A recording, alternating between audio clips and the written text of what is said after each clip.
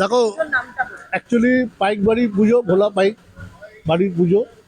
তো ওই পুজোতে আমরা কি করি, শুধু আমরা এনজয় করি না, বিভিন্ন গরিব দুস্থ মানুষদের একটা করে বস্ত্র দেওয়া হয়, 10,000 মানুষকে শাড়ি দেওয়া হয়।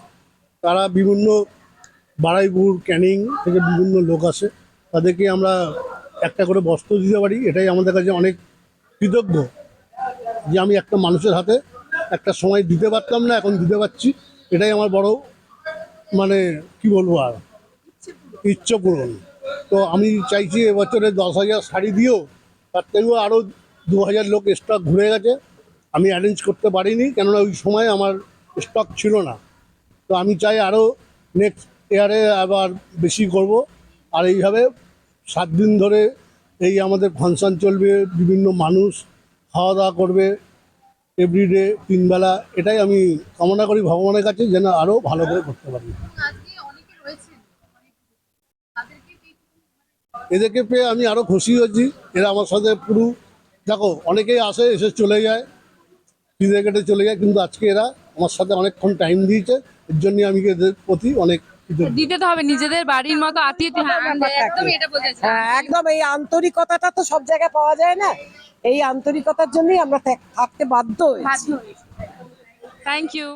আমাদের সত্যি আজকে পুজো শুরু হলো, কারণ আমরা শুটিং এর পর আজকে এই প্রথম, মানে আমি এই জন্য আমরা কথাটা বলছি, কারণ আমরা 3 জনেই একটাই সিরিয়াল করছি এখন, মানে একই সিরিয়ালে আছি 3 জন। তো আমাদের 3 জনেরই আজকে এই প্রথম ঠাকুর দেখা, কারণ সারাদিন শুট করে একদম প্রথম ঠাকুর আজকে এইটাই আমরা দেখলাম এবছরে। এই প্রথম এবছরের ঠাকুর দেখলাম, আর সেটা দেখা হলো আমাদের মানুষের জন্য। এটা আমার পাড়ার পুজো, আমার পাড়ার ভাইদের পুজো, পাইক বাড়ির পুজো। আমরা মানে এত ভালো লাগলো, ঠিক মনে হচ্ছে আমি নিজের বাড়িতে এসে ওই অনুরোধ করলাম। আর খাওয়া দাওয়াটা হয়েছে অনেকটা টাটকা টাটকা ইলিশ মাছ ভাজা, বাংলাদেশের ইলিশ, ভেটকি ফ্রাই। একটু নিজেই বলো না বাপু।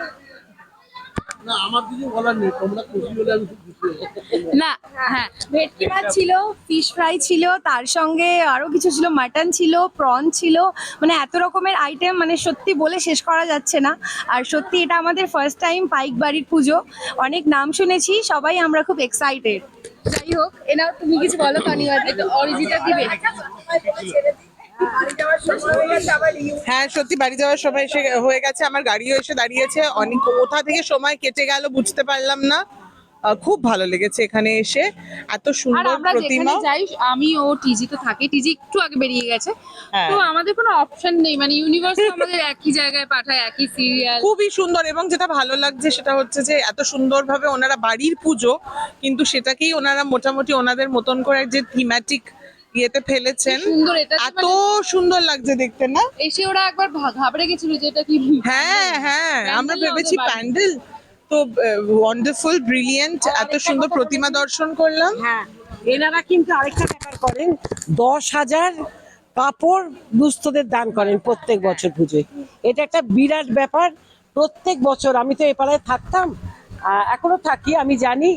যখন দেখি দুপুরবেলা সবাই হাতে প্যাকেট নিয়ে নিয়ে যাচ্ছে, তখন ভীষণ ভালো লাগে। না, আমি ঠিক করেছি যে আমি এবছর পুজোর প্রেম নিয়ে আর কথা বলবো না, কারণ কারণ আমার পুজোটাই প্রেম। এই যে পুজোটা আসছে, পুজোটাই প্রেম।